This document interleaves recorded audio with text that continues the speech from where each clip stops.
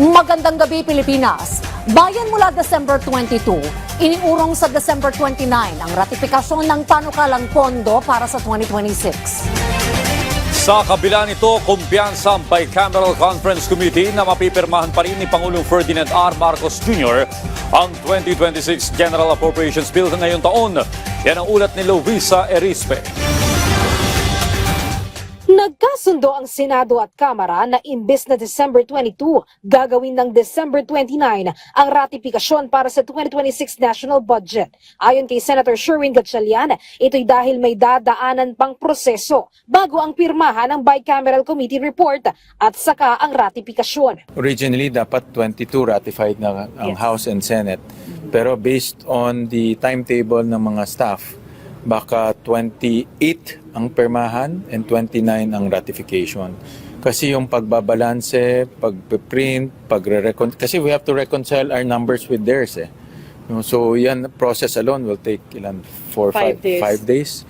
So tapos may Pasko pa, diba? May Noche Buena. So mga roughly around 28 ang ratification. Babalik kami to sign and then 29 to ratify. Dahil dito, babaguhin din ang legislative calendar at sa December 29 na ang adjournment ng sesyon ng dalawang kapulungan. Pero ang tanong ngayon, kung 3 araw na lang bago matapos ang taon, saka pa lang ang ratifikasyon, mapapasa ba talaga ang 2026 budget o reenacted na lang ang 2025 budget?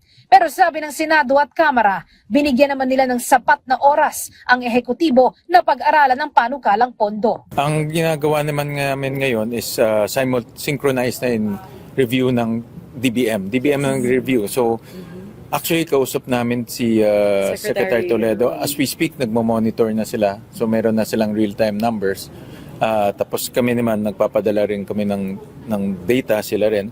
So real-time yung pagre-review. We just want to give the assurance that the executive has enough time to review. So yun yung na-work out namin with DBM, that as we finish the agencies, we already start sending to the DBM. So simultaneous na po yung finalization ng enrolled bill ng GAB at yung review. Kumpiyansa rin sila sa inaprobahang pondo ng BICA. Walang mavivito ang Pangulo dahil bukod sa malinis at walang bahid ng korupsyon, lahat ng ipinasang budget iniugnay sa mga ahensya ng gobyerno. Ako, I'm confident walang mabivito.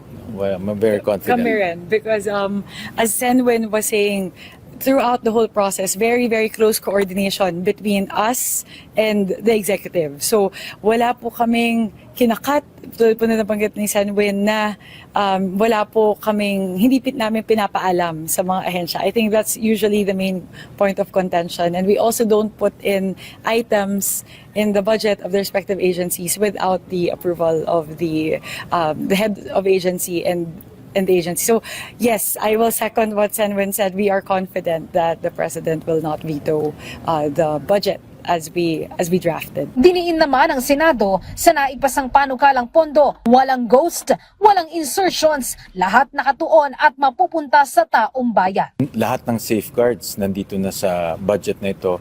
So hindi na mauulit yung flood control, hindi na mauulit yung mga ghost projects, hindi na mauulit yung mga hindi mahanap na projects or substandard. Those are embedded in the budget ngayon. No? Kaya kanina na-manifest ni Kong Mika, yung mga projects natin ngayon meron ng station numbers. Now, as to anong views mo sa MAIP, anong views mo sa AIX, ano yan kanya-kanyang views yan But ang importante dito, lahat yung pupunta sa tao. Madaling araw kanina nang tapusin ng Bicameral Conference Committee ang deliberasyon para sa pambansang pondo para sa susunod na taon. Lovisa Erispe para sa Pambansang TV sa Bagong Pilipinas.